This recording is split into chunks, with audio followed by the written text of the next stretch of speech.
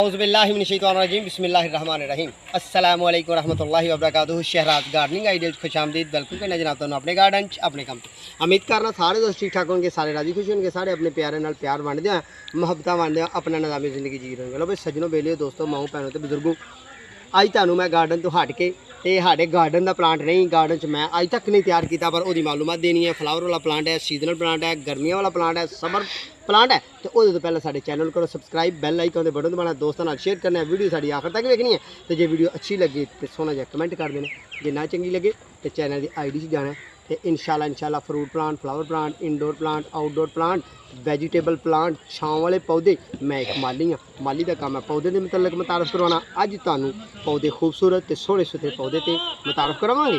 तो रंग वो होंगे ने 3, ठीक है, सुरख तो जनाब पिंक तो जनाब सफ़ेद, ठीक है।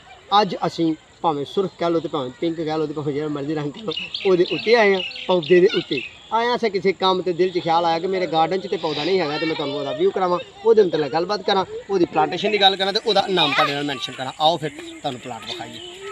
बिस्मिल्लाह जी, देखो प्लांट कितना प्यारा है। इनू बैल फ्लावर की वैरायटी जो है वैरायटी है। तो शाम का टाइम है, तो कितने खूबसूरत, कितने प्यारे, तो कितने सोहने सुथरे फुल खिले हुए हैं। ये फुल की उम्र दोस्तों बजुर्गों तो माओ तो भैनों, इस फुल की एक फुल की उम्र जी है ना, ये तकरीबन 24 घंटे होंगी है। 24 घंटे बाद फुल ने मुरझाना है, मुरझाने तो बाद ये हालत ए वाली हो जानी है, यानी कि खुश्क हो जानी है। फिर दोस्तों ये पंखियां नवे फुल ने ऐ दिन है। ये समर फ्लावर है, यानी कि गर्मियों का फुल है, गर्मियों वाला पौधा है। इनू गुल बांसी कहते हैं, गुल बांसी। तो इनू पंजाबी च गुले बासी भी कहा गया, गुले अबासी तो गुल बांसी, ये 2 नाम ने। तो जनाब बैल फ्लावर की वैरायटी बड़ा प्यारा तो बड़ा सोहना सुथरा हाउस प्लांट का पौधा है। तो फिर ये गल ये है कि ये मुल नहीं लिया पैंदा, जिथे एक दफ़ा यानी कि कीमत खरीद के इनू नहीं लिया पैंदा। जे तुसी एक प्लांट औखे सौखे हो गए ला लो अपने गार्डन च, अपने घर दे विच, ते जनाब दूसरी दफ़ा अल्लाह करम करे, रहमत करे सोना रब, तो ये प्लांट अज खुद उग जाता है। तो ये अगाऊ जो होंगे ना इस प्लांट का अगाऊ जो होंगे दोस्तों, वो होना मैं जनाब मार्च के दिनों, ठीक है जी। यदा प्लांट का मार्च के दिनों अगाव होना है। तो मार्च के दिनों तो बाद इन्हें नशो नमा पानी है। तो जूँ ही जिन्नी गर्मी ज़्यादा पैनी है उन्नी इनू फ्लावर ज़्यादा आनी, जिन्नी गर्मी कम होती जानी है उन्नी इस प्लांट ने मुतासर होकर एंड ते आके आखिर ते जाके इन्हें जल जाना, ख़त्म हो जाना है। यानी कि दिसंबर के महीने ये तुहानू नज़र नहीं आएगा, साढ़े एरिए नज़र नहीं आएगा जिथे टैंपरेचर लो होंगे, ठीक है। ये लीफ बड़े प्यारे ने तो बड़े खूबसूरत ने माशाअल्लाह अल्हम्दुलिल्लाह, बहुत ही खूबसूरत लीफ रखता है। तो यह देखो ना, यह वाली थल्ले साइड से यह लीफ ने गोल हरियाले धारीदारे के लीफ होंगे ने, बड़े प्यारे तो बड़े खूबसूरत के लीफ होंगे ने। तो फुल्लां नाल गर्मी के दिनों बहुत ही ज़्यादा भरिया होंगे है।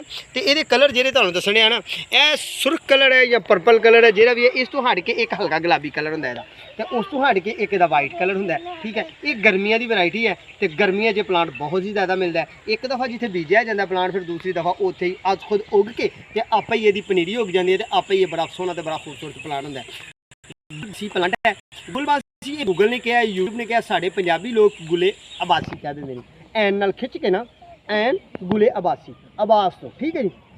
जिस तरह कि एक पंजाबी नाम अबास है ना, गुले अबासी कहा जाता है इनू, ठीक है। ये प्लांट अज खुद उग जाता है, जो एक दफ़ा प्लांट इनू लाता है, फिर बाद में अगली दफ़ा आप ही ये प्लांट उग के सोहने सुथरे अंदाज नाल हाउस प्लांट है। तो फुलों वाला फ्लावर प्लांट है। हाँ, ये पोट के बड़े पोट च लाया जाए गर्मियों के दिनों, तो बड़ा प्यारा तो बड़ा खूबसूरत तो बहुत ही वेल प्लांट होंगे, ठीक है जी। ये बहुत ही खूबसूरत प्लांट है। फिर ये बीज की हम गल करने कि यदा बीज ये तने, हाँ ये तने की गल करने जी।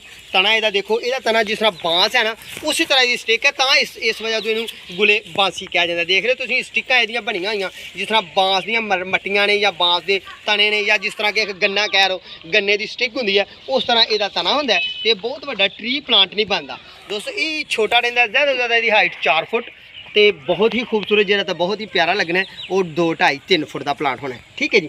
फिर ये बीज की गल करने, बीज ये कितों आना है, आओ जी तुहानू बीज विखाइए। तो बीज ये ने यह वाला जो बीज है, यह दोस्तों यदा बीज है। ये बीज असी सेफ कर सकते हैं जो करना चाहिए। तो अगली दफ़ा जो असी इस प्लांट में बीजने, तो यह बीज है। तो ये बीज के अंदर भी दबावांगे ना, तो होर मजीद बीज निकलणगे, ठीक है। जिस तरह ब्लैक कलर का यह बीज है जी, ये एक होर उतारने यह वाला, यदि पंखी फुल तो बाद यह बीज बनना, ठीक है जी। यह असी बीज बीजांगे तो अगली दफ़ा साढ़े प्लांट तैयार होंगे।